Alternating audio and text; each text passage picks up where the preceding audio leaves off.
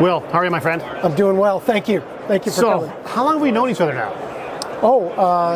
11 years and 2 months. 11, is that actually the number? That's right, that's right. Keep track of that stuff. So, the interesting thing about you is you're pretty good with numbers. Maybe, yeah. Yeah. So when we first met, so I worked for the distributor. Obviously, right now I'm masquerading as a host for a video series, but yes. I worked for one of your distributors in Canada. I think one of the largest distributors in Canada. Indeed. And so we are heavily focused on ground source heat pumps and sort of, I like to say, putting people before profit. Something that you and I have talked about. You know, Grant being our fearless leader, which you and I both love and respect. We're very focused on providing solutions and not being so worried about that box. Right. So now that I've sort of described for everybody what I do, describe what you do. I work for WaterFurnace International, and I spend time working with utility companies, trying to enhance rebate programs, create geothermal programs. I spend time working on thermal energy networks around North America. Currently, there's somewhere around 100 thermal energy network geothermal projects in the U.S., a number in Canada, and then I spend a lot of time doing industry advocacy work, talking about geothermal and where it fits in the grid of the future and the air conditioning of the future. Right, so let's look at it like we're 5 years old, because obviously you're passionate about ground source, I am too. I obviously know what you mean when you say a thermal energy network, but explain that for people as if we're 5 years old. Just break that down to its core. What does that actually mean? My goal is for my grandchildren to move into a house, and when they buy the house, they see there's electrical, there's internet, there's water, there's sewer, and there's a geo line. Right. Meaning there's a water line coming in for their water source heat pump. Yep. Built on a utility network scale of pipes underground providing water somewhere between 30 and 90 degrees Fahrenheit, whatever that is in Celsius. Okay. Room temperature water. So everybody assumes because I'm Canadian I work in degrees Celsius, but my days as a service tech, we get taught in Fahrenheit. I couldn't convert it either. The reality is I know 43 degrees C is somewhere around like 118 degrees F. That's the best I can do. Right. So reasonably temperature water that they can run through a heat pump. And those networks are typically today 100 homes to 1,000 homes. Right. So, you know I'm very passionate about this topic too. It's something that I've segued into in the last couple of years. My principal role was always the tech guy at Eden, and so I worked with contractors, but now I work with utilities and builders. And to your point, you know, we're going to get into a little bit of danger land, and I'm going to take us there. There's a little bit of a backlash against gas utilities, and I have some exception to that.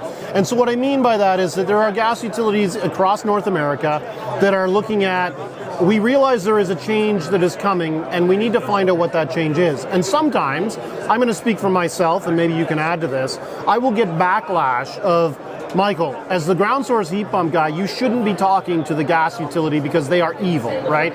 And the reality is, the way I look at this, and I'd like to get your perspective, is, because we've never talked about this before, is if we are going to do what you're thinking, if we're going to actually look at energy as a service from the standpoint of, we want to get ground source heat pumps into every single home, because the Department of Energy, not WaterFurnace, not Will, not Michael, has said the easiest way to decarbonize is with a ground source heat pump, regardless of what brand it is.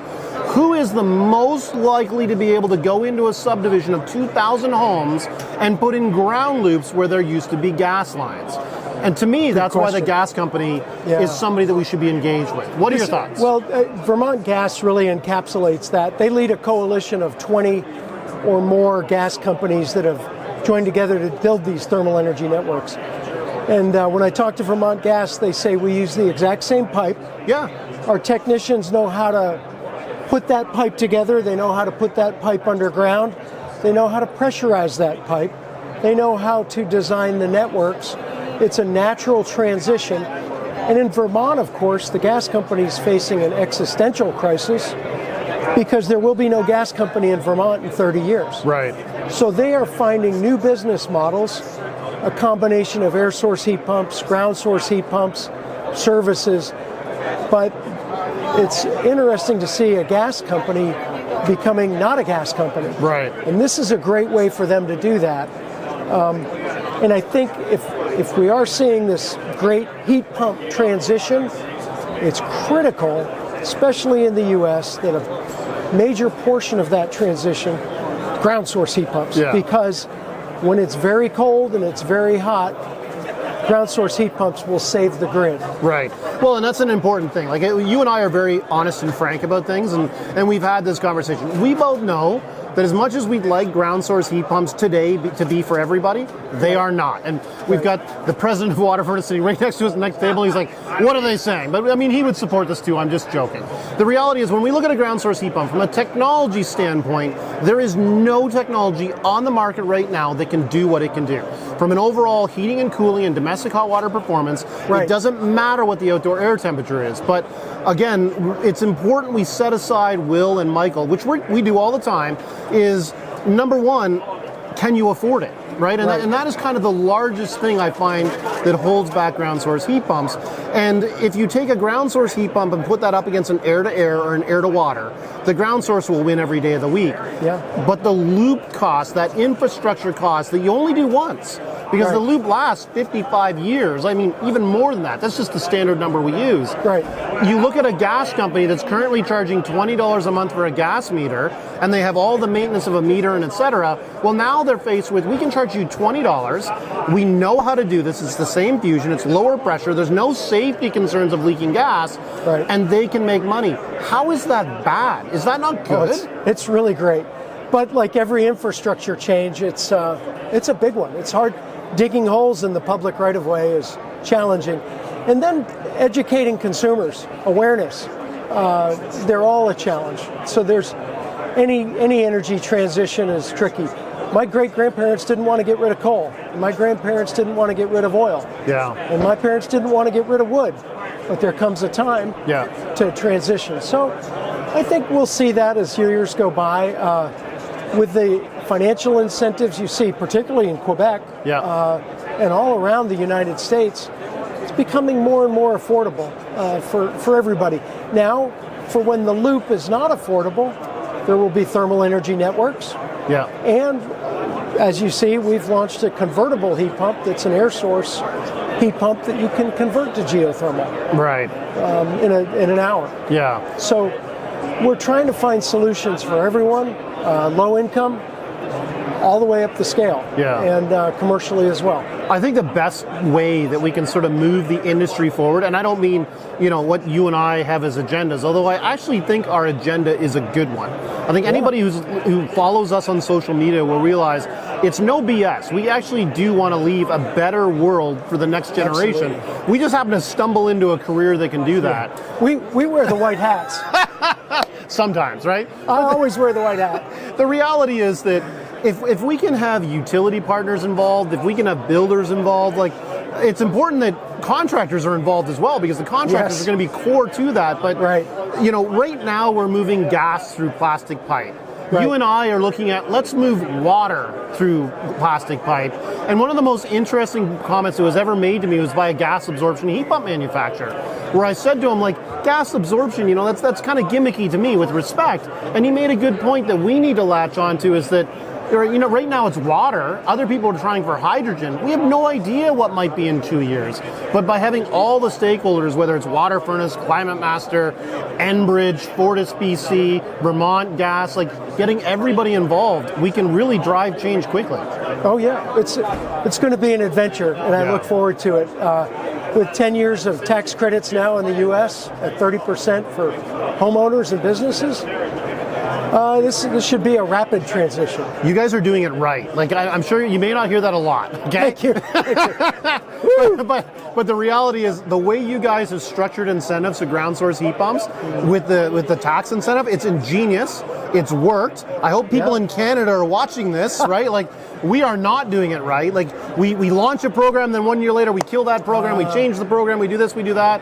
And what really bothers me is that I question, is there a will, and maybe there is, maybe they'll reach out to me when they see this, is there a Will Lange engaged in this discussion from the standpoint of, this is how we can achieve these goals? So one of the other things I wanted to ask you about that I'm very passionate about, just to get your take, is on a dual source heat pump. So what I mean by that, and you've probably seen me ranting and writing about this in the magazine, is what if we were to take a ground source heat pump and supplement it with technologies like phase change. Have you looked at that, and what are your thoughts on that? Well, sure. We talk about that every year. We have strategic meetings for residential and commercial, and we say, what if we could do this? What if we could do that?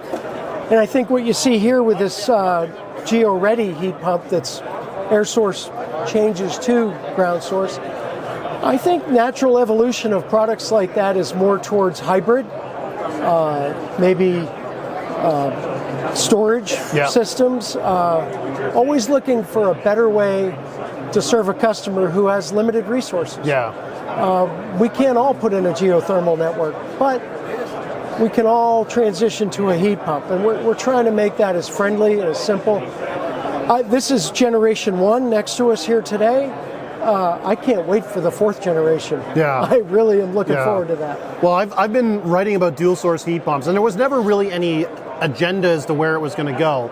But the fun part about writing is, and being active on social media, as you know I am, is the internet has no borders. So people reach out from everywhere you can imagine.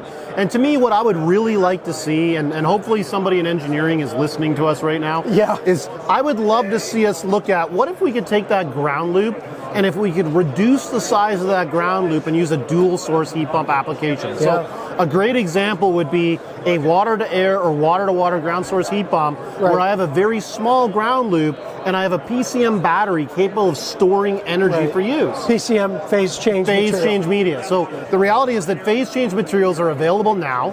Then their cost is so insignificant compared to doing traditional. You can store 50,000 BTUs in a PCM battery that's the size of a small filing cabinet to the end user for about $5,000. Let's go. Right? Like that to me is so exciting to see where that's going to be. I've actually invited those manufacturers to come by your booth, specifically the P43, P58 material makers. And in Europe, they're doing this. Like in South Korea, there's patents where they're doing it for agricultural. You'll see that in Scotland and in Germany. And I'm really excited to see how geo-ready evolves beyond what it is, and then we have more opportunities. Well, this is the year of low global warming potential refrigerant. And behind you is the first residential low GWP ground source heat pump in the world. Well, in North America. And we'll be transitioning all of our products to low GWP this year. So a little bit of preoccupation. You've seen a lot of controls transitions this year. All of our products now share a common control platform. But when we have all those foundations in place, it allows us to do crazy things like phase change materials, which we really look forward to. Well, the nice part about phase change materials is it plays into what you and I just said, right? I'm really harping on that point, but the reality is it's literally salt. There's no moving parts. We're not worrying about teaching anybody new. It's like, can you hook 2 pipes up? Right? Like, then you're good. Well, and some of that transition will take place downstream. Like, we won't control some of that. We'll continue to make great heat pumps, and folks like yourself in the field will be implementing new solutions to provide better, lower cost loops. So we've talked with a lot of people today, and frankly, over the last 2 years, I've been filming with a lot of people, as you know, and really, you've nailed it. Your responsibility as a manufacturer is to build a box and know that box inside and out. My job as the technical distributor is to understand how that box works within the greater system, right? And we're fortunate, Grant and I and Matt and the whole team, that we've got really bright people around us, including you, that are willing to commit the time to us, because I frankly think this is a good investment. At the end of the day, if we can all collaborate to build a better ground source heat pump, or for that matter, a better air to water heat pump, as you said, it may not be for everybody. I think the future is bright. I think, it's no coincidence that one of our most successful areas in the world in ground source heat pumps revolves around a single hole in the ground concept. One hole loop for 5-ton units. We watch that very carefully with our controls. There's no creep on those loop temperatures. It's working. So finding solutions like that, we didn't come up with that. But you can leverage it. You can amplify that message. It's the same thing. You can take that to your contacts at Vermont Energy and say, guys, here's an opportunity. I can't do that, but you can, and that's this is all it takes. Collaborative, right? Well, it's exciting. That's the great thing about this industry, right? It's a great industry, and I appreciate you taking time, Will. It's really good. Thank you. Thanks, appreciate man. it.